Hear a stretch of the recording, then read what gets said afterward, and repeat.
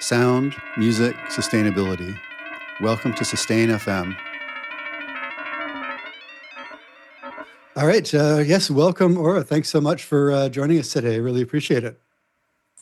Thank you much for having me. You're welcome. You're welcome.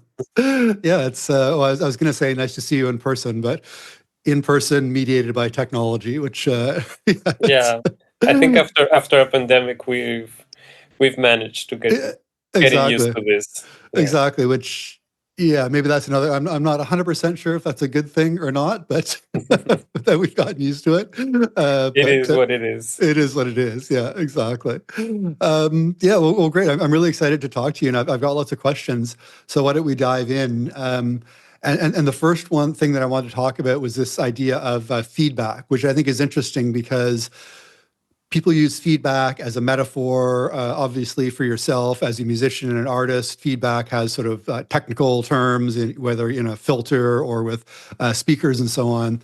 And as I was thinking about your artistic approach, one of the things that struck me was how much you play with that idea of feedback. And we'll get to some of your more recent work in a minute. But even thinking about your piece, Machine Gun, that you played live last year in Berlin, which had elements of reflection and observation, thinking about the relationship of the humans and the earth, how the self and the observer are interconnected, which to me kind of feels like also feedback, sort of thinking about those loops and connections between those.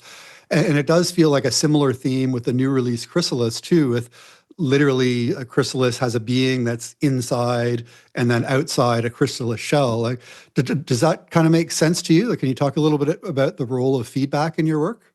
Yeah, of course. I mean, I think feedback is maybe one of my favorite elements, like in a musical sense, but also like in a broader sense as well.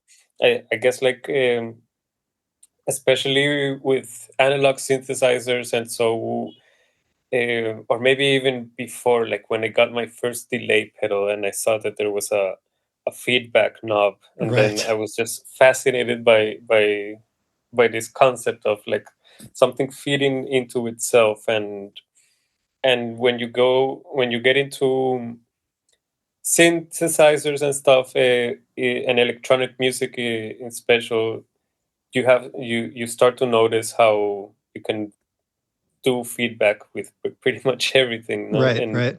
I like very much the sense, I mean, in the musical sense or in the electronic music sense, that when I start to use feedback, it starts to feel like the instruments have a soul of their own, like they Mm. make their own decisions. And this is something that's been with me like for quite a while now, where I started to notice that I can't, as much as I try to control stuff, I Hmm. can't really fully control, because there are elements or just like random decisions that are being produced because of feedback. Hmm. Hmm.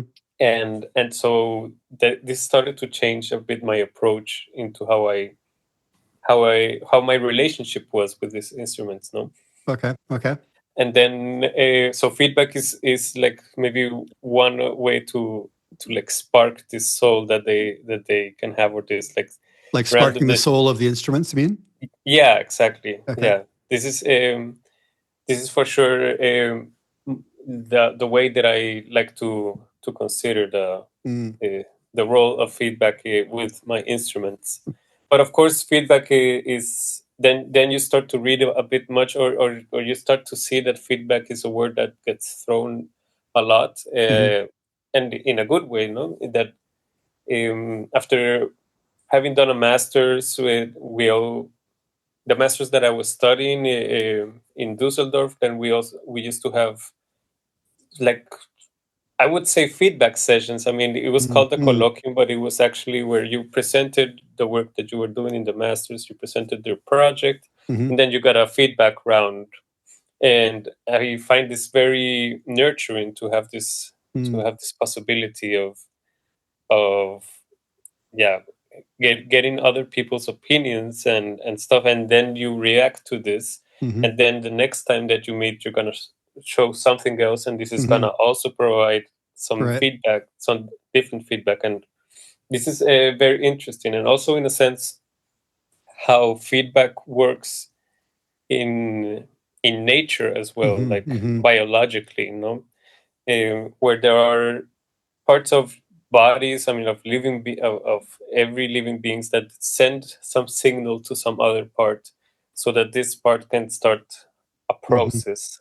And when this process is ongoing, then this part sends back a signal, and then it's a constant feedback loops. Right, Lots right. of processes with hormones, Mm-hmm, and this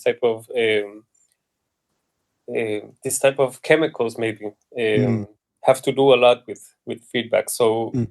so it's a bit also randomly, I mean, like a bit by chance, that I started to notice how feedback was always a constant in the different areas that I'm more or less interested in. Mm-hmm.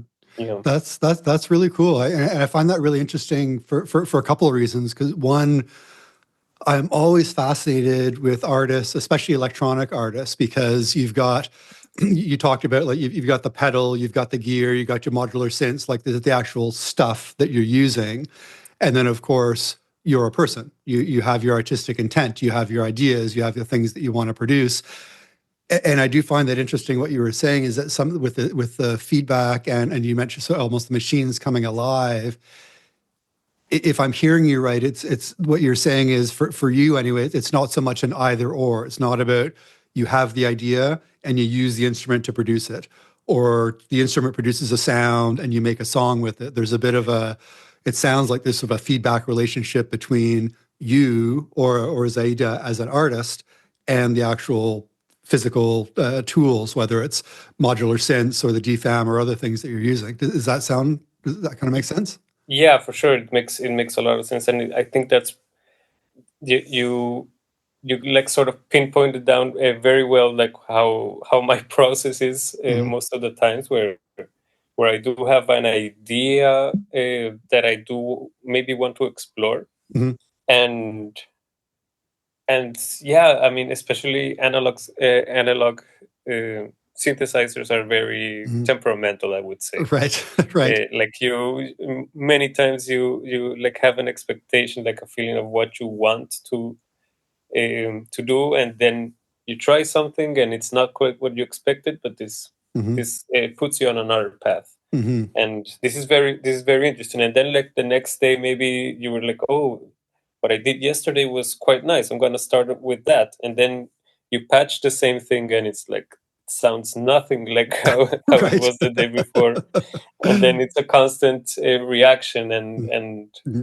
at beginning, of course, it was a bit of a hassle. No, it's a bit frustrating to see how inconsistent this can be. Mm-hmm. But then I started to notice how this is also this can this can be very much like the thing that makes it unique, or the thing that makes it, as at least for me, enjoyable. You Mm-hmm. know, like to have to feel that I'm not alone when I'm Right, playing. right. Yeah. Yeah, I mean that's interesting. I mean that's a perfect segue into the next question that I wanted to ask. It was about so the kind of the range of instruments that you use, because I know you use a lot of different kinds of things, but it seems like the modular synth seems to be kind of usually at kind of like the center or at the heart maybe of kind of what you're doing. So I'm curious around you talked about it a little bit there around the unpredictability.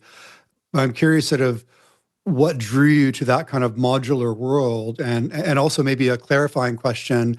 You mentioned about patching. Maybe you could just give a quick explanation for our listeners that may not be familiar with what patching means. So yeah, sort of how you ended up in the modular world and what that patching process is like. Sure. Okay, I guess it makes sense for me also to mention a bit like my background Yeah, before that'd be great. synthesizers, Yeah, yeah, awesome. because I actually come from a classical music background. Okay. I studied classical piano in Colombia, Hmm. and afterwards I was working as a classical pianist for about 10 years or so. Mm. So it Okay. was around, like, with that and my studies, it was around 15 years, like Mm. really delved like concentrated with classical piano. This, I mean, it wasn't the only thing that I was doing. Like I've always played in bands, and as much as I've worked with classical music, I've always loved pop. I've always loved rock, and this was like a very natural segue for my interest into synthesizers. You know? Like actually noticing the usual stuff of progressive rock, and like Pink Floyd or Beatles or whatever. Then you start to notice like some interesting sounds, and it's like, okay, I wonder what that is. I kind of want to check this out, and so I was also playing different with different bands and different types of music as I was also working as a classical pianist. And it must have been around 2012 or so. I think this was the year, maybe 2013, could have been a bit later. But around this time, it was when Ableton launched their Push controller. Right. Okay. And I had like maybe once or twice I had like a demo version of Live before, and I was like, hey, this sounds kind of interesting. I kind of like want to see what's all this deal with producing like in your bedroom or something. I want to give it a try. So I went ahead and I got the Push. I got this was Live 9 at the time. Okay. And I started to try out a few things, and I even like produced a few tracks maybe. And then what started to happen to me is that I was always hitting like a wall.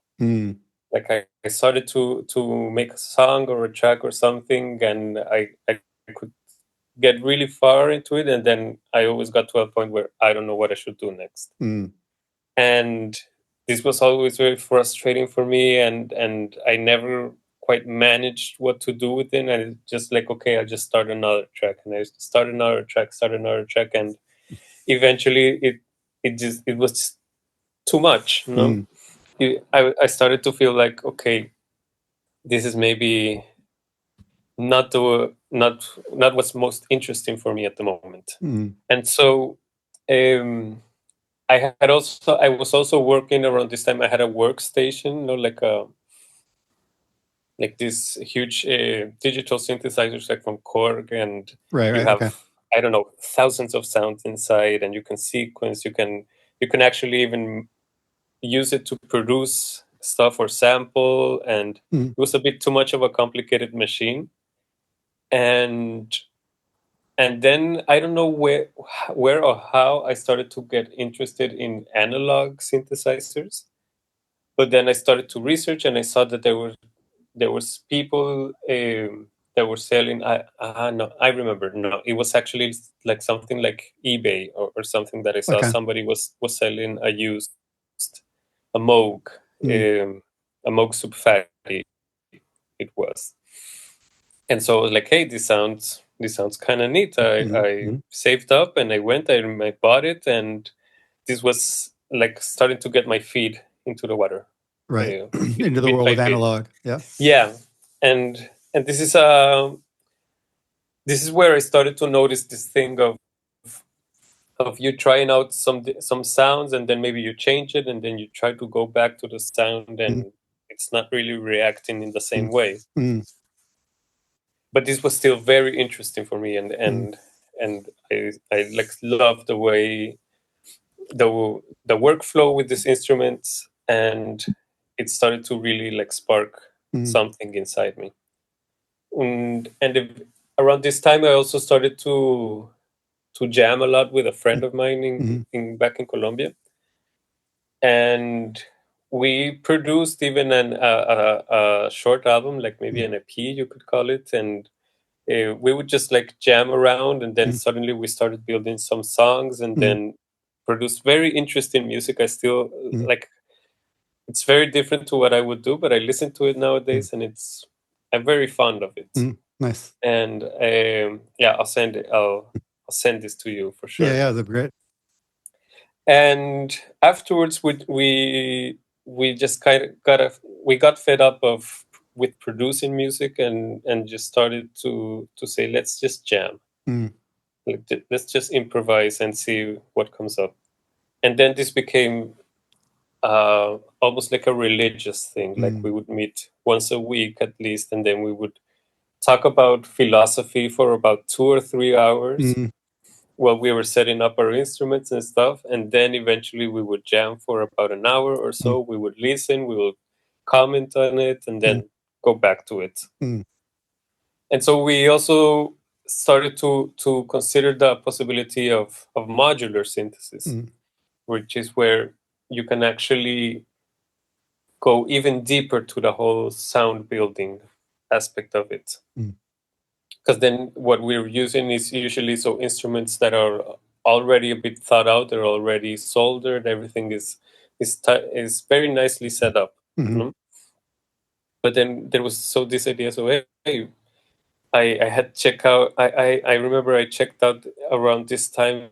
It was the Make Noise Zero Coast or No Coast or something. It had come out, and a friend of mine was traveling to the US, and so I said, hey, he was gonna be in Austin, South by Southwest actually, and so I told him, hey, there's this store over there. Can you go buy me this synth for me? And he went and did it, and this was like going into another dimension, like to actually then having these cables. And this is then what I mean by patching, that with these instruments, then you also need to have some cables to actually connect different parts of the synthesizer, and this produces different outcomes than what you would normally get. And this was mind-blowing for me. I mean, this changed completely my perspective, and then we both, me and my friend with whom I was jamming with a lot, we started then to really go into it. He started to buy some stuff as well. I got some Moog. Also, it was pretty much all semi-modular. A Mother 32, a DFAM and stuff, and then we started really like having our own thing there. No, it was it started to really turn into something very, very nice, and that's pretty much like the basis of it. And like I said previously, I started to feel a lot like the personality that these instruments have, like the sort of soul that each of the instrument has, and I started to enjoy it a lot. And it's been what I've been doing mostly for the last it's 2025 now. Okay, maybe for the last 8 years or so. I think I've been with modular and analog and synths pretty much, and improvisation is also like a very important part of it as well.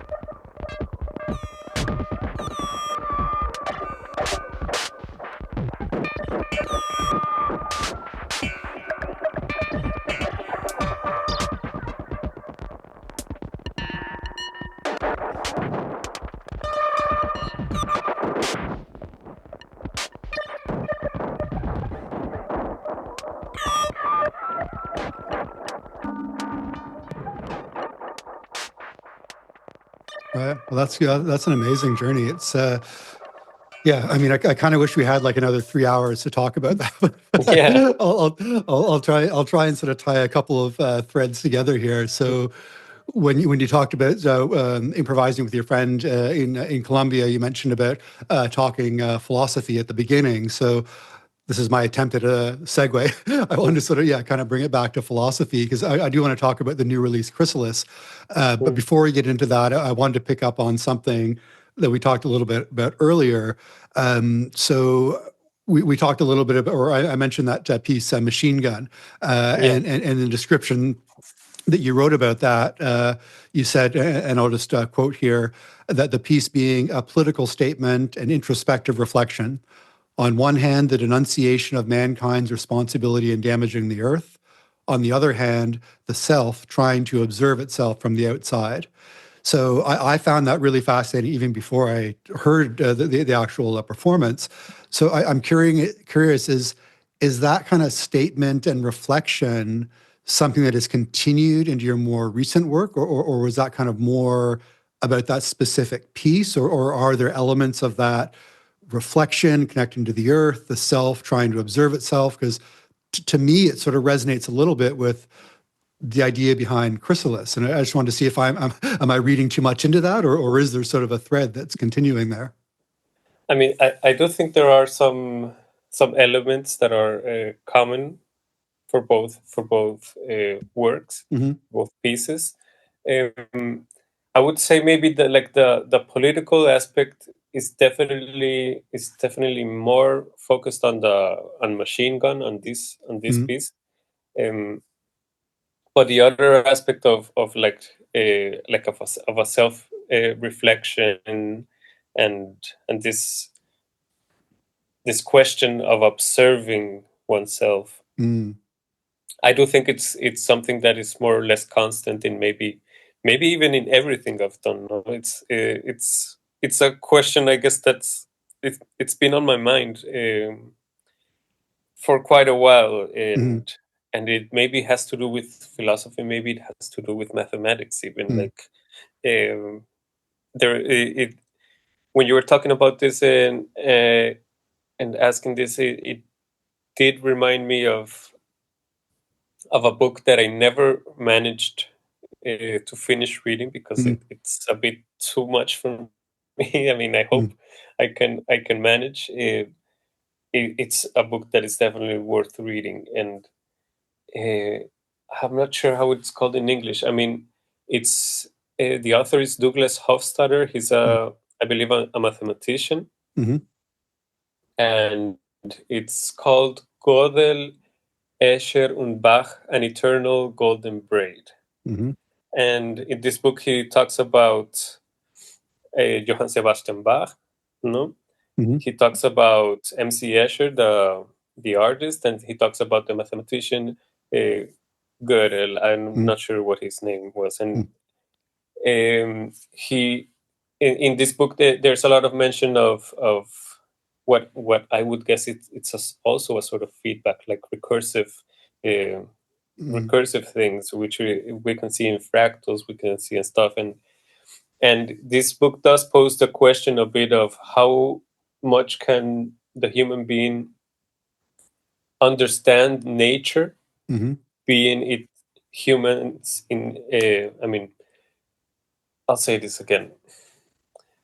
It poses the question of how humans can actually understand nature when they are also a part of nature. Mm-hmm. You know? Right. Right. And this comes back to this Machine Gun piece, where in this other aspect, it was also this question of how much can I actually learn from myself without being an actual external observer to Mm-hmm. me. Mm-hmm. Mm-hmm.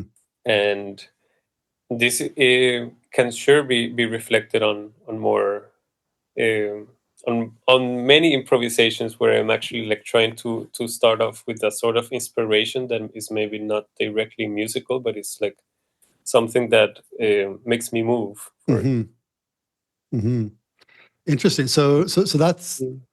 Yeah, once again, okay, I could follow up on just that answer for another 2 hours, but sort of thinking about Chrysalis, that's one of the things I was curious there is. So Chrysalis is this the title of the new mini album? I think is the way that you described it, Yeah. and so there's actually quite a few things that are interesting about it. But one I found interesting is that obviously the tracks are related; they're part of sort of a coherent whole, and each of the tracks has both a different or what I found as a different sonic structure, different sonic palette, and also sort of different thematic elements and kind of different approaches.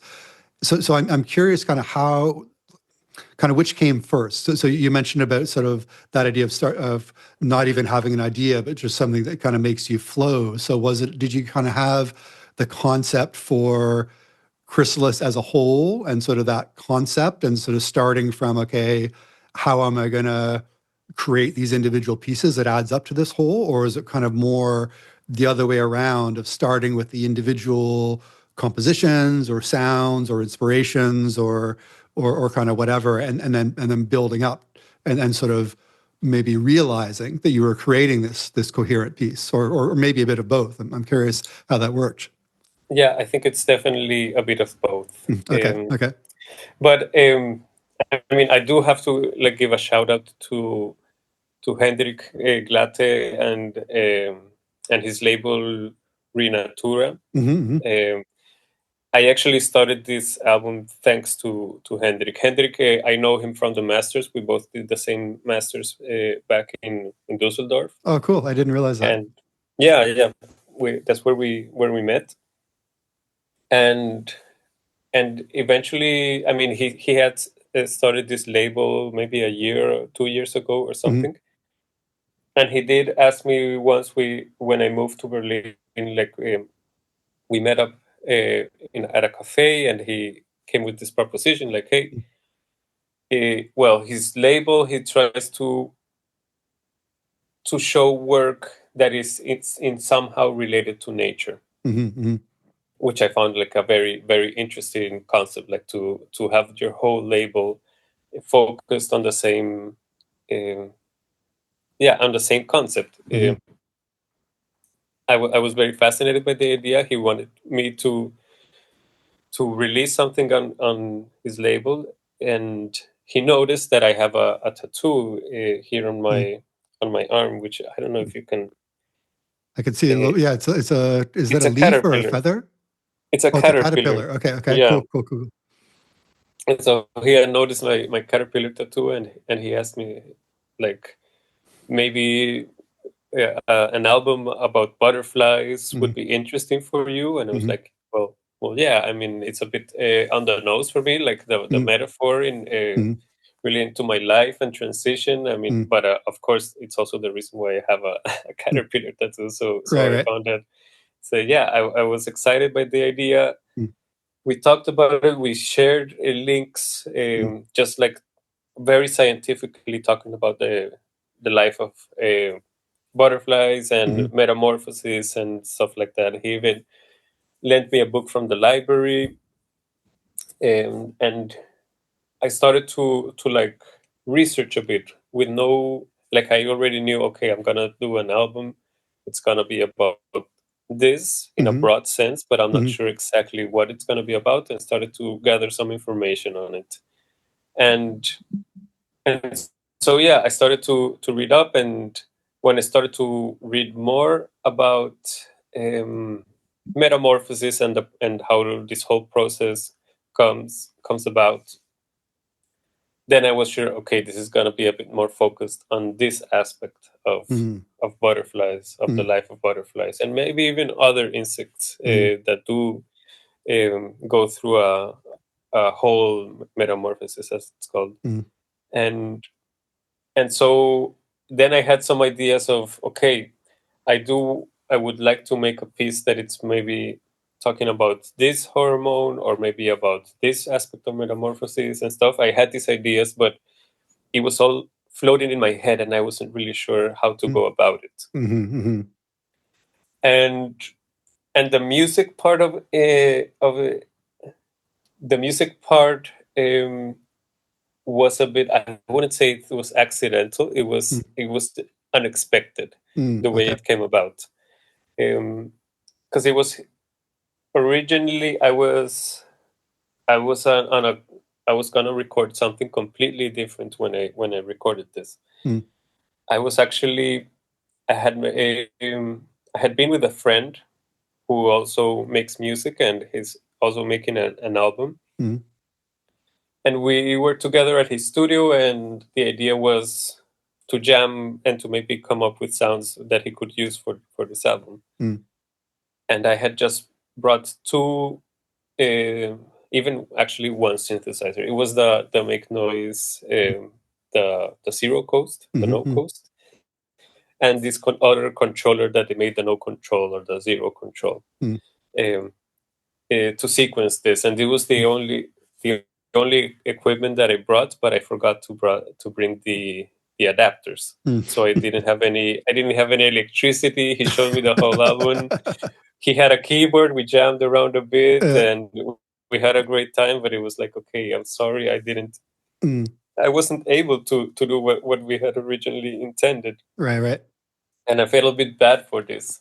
And so I told him, hey, I'm gonna go home and I'm Mm. gonna record some stuff, Mm.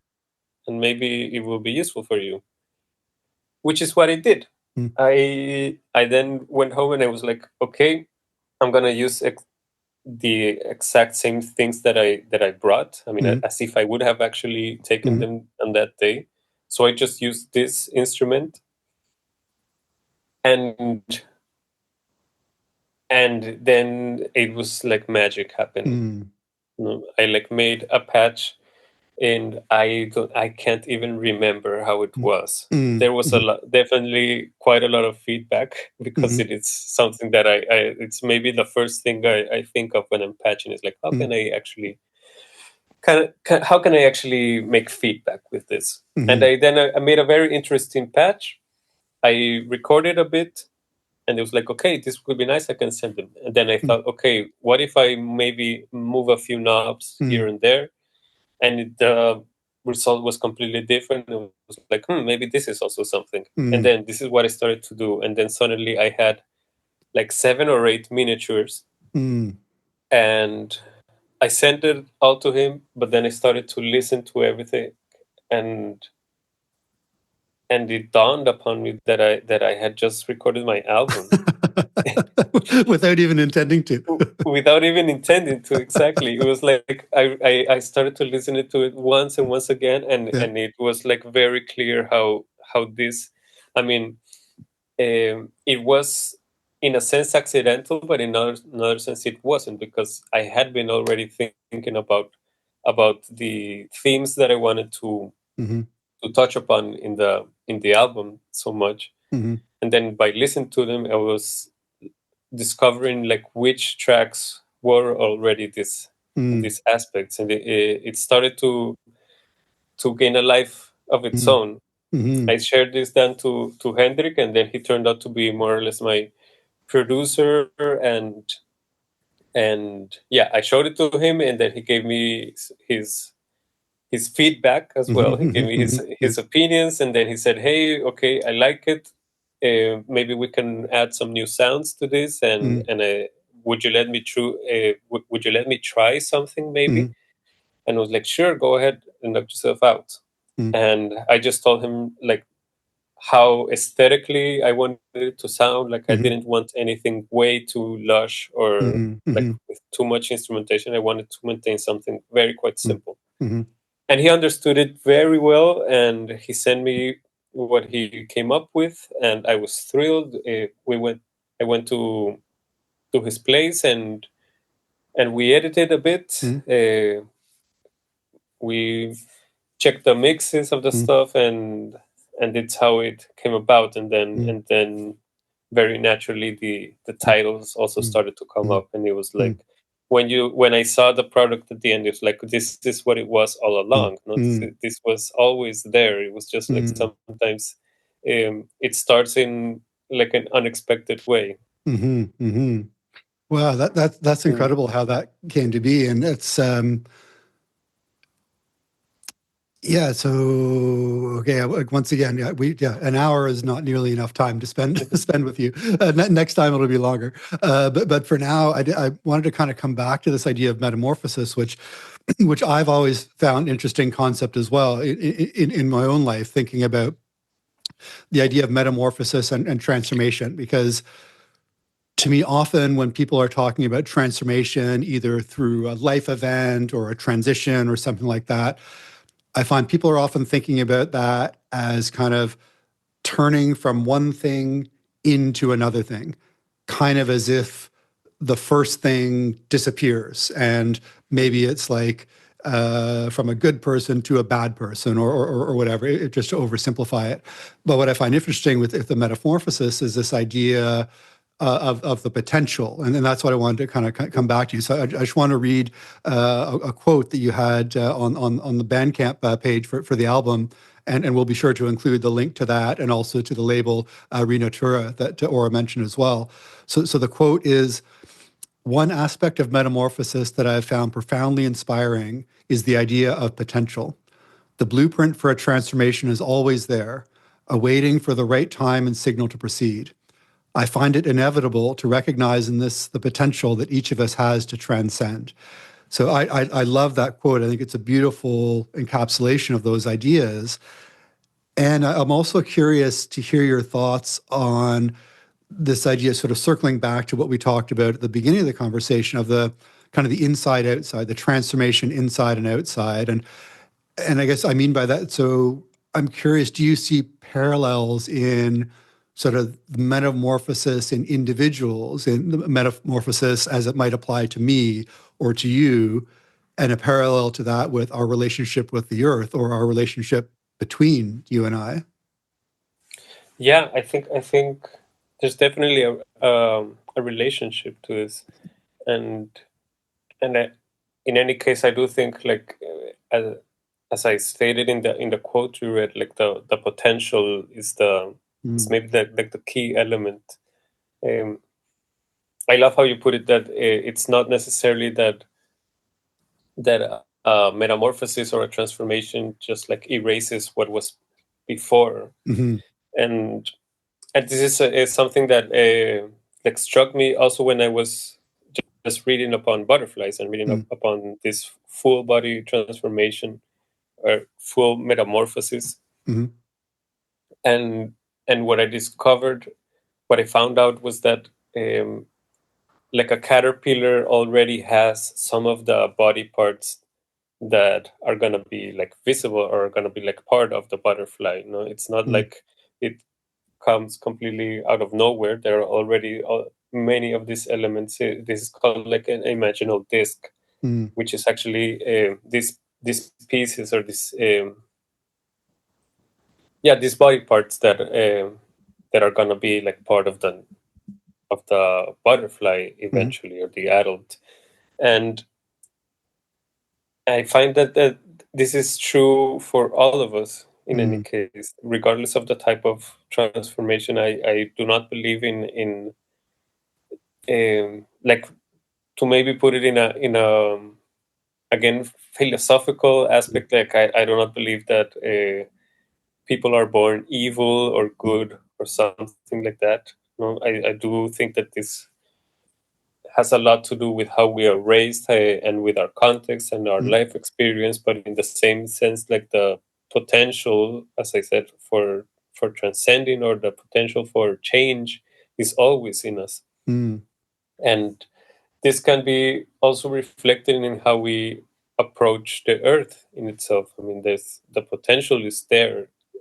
It just needs the right signals mm, for it to actually happen. mm. Interesting. Interesting. All right. Well, awesome. Thanks so much for your time and ideas and sounds today. So usually we close the show with a live performance, but this time we're going to do it a little bit differently. We've been talking a lot about the Chrysalis album and your approach and the background, and you just mentioned the Imaginal disc track. So we'll play that. But can you also set up a couple of the other things that people are going to hear and give them just a kind of a quick background on what they're going to hear? Yeah, sure. So one of them would be the previous track, the track that comes before Imaginal Disc, which is ER beta. Okay. This stands for estrogen receptor beta. Okay. And the other track is actually the track that comes after Imaginal Disc, which is called Hemolymph. I'm not sure if this is like very scientific terminology, so I may I may be a bit wrong in the pronunciation of some of this. So the estrogen receptor beta, well, our body has receptors, that are actually waiting for certain signals, and there are some hormones that are that take an active role in metamorphosis, which is actually the name of the previous, like the tracks number 2 and number 3. These are hormones that are important. These are the hormones that are actually signaling the caterpillar to enter this chrysalis phase and then into the metamorphosis. And one of these hormones can actually bind itself into the estrogen receptor beta. And so then I found out that actually one of these hormones is used as a steroid as well. Like it's a banned steroid for athletic competitions. And Okay. So I found it important to make also this to connect these two things, like how a hormone that is relevant to an insect can also be relevant to a human being in a sense. And a hemolymph is basically the liquid with which the butterfly's wings start to fill up so that they can spread when the butterfly is already out of the I mean, when a butterfly is already fully metamorphosized and wants to spread its wings, then it needs to fill them a bit with this liquid. Excellent. Yeah, that's amazing. Yeah, I can't wait for everyone to hear that. So yeah, thanks again so much for your time. I really enjoyed that conversation. And for everyone listening, we'll include links in the show notes to Aura performing as Xayide's Instagram, the link to label Renatura that we mentioned, and also a link to the Bandcamp website where you can buy a copy of the album Chrysalis. So thanks so much for talking to us today, Aura. Really enjoyed that. Thank you so much for having me here, and I would like to gladly come back. Awesome. Great. Thanks very much. Okay.